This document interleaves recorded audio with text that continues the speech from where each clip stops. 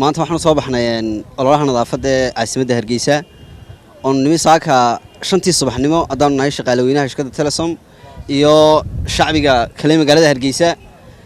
oo shaqooyinkeygii uga soo baxnay saaka 5tii subaxnimo imikana ay ku dhowdahay 9kii subaxnimo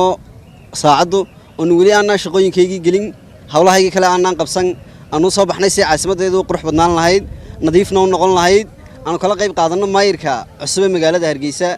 inay noqoto caasimad nadiif ah oo qurux badan sidoo hore inoogu sheegay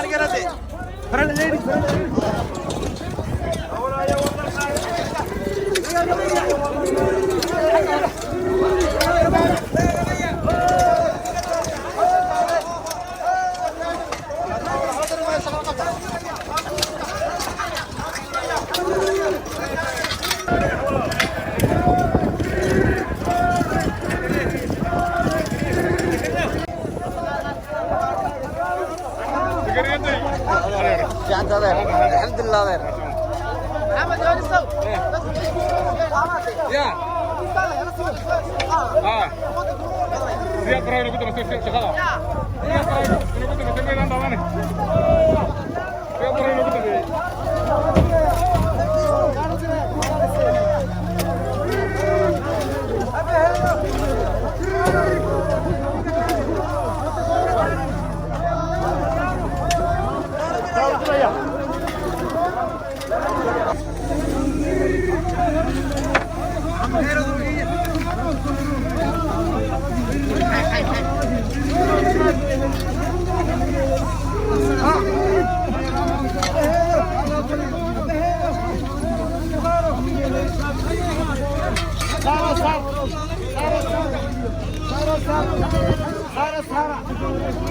سارة مسعتها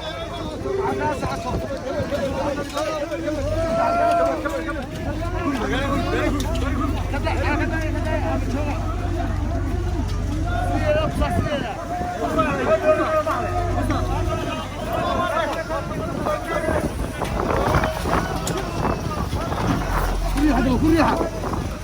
كليها ماشي كليها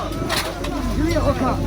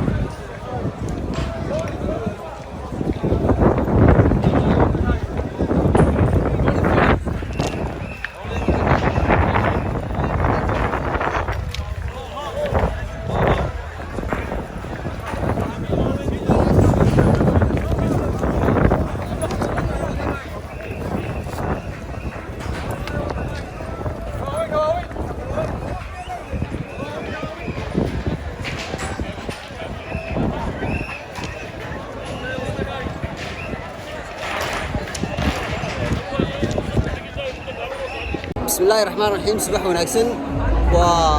وحن مساكا 8 صباحنimo xilligan waxa weeyaan waa 9kii subaxnimo waxaan u soo baxnay caasimadda jamhuuriyadda Soomaaliland inay qurux badnaato sidoo maayirku ballan qaaday inay caasimadda qurux badnaanayso maxamedow saaka waynu soo kala hanay haddaynu nahay shirkadahaan iyo haddaynu nahay shacbi weynaha jamhuuriyadda somaliland ما شاء الله waxaad ka warantaa kalahaadeenna saaka iyo waxqabadkii saaka aynu qabanay dawladda hoose سكريات بدو مع سنتين ما شاء الله عاد وحنو سلامية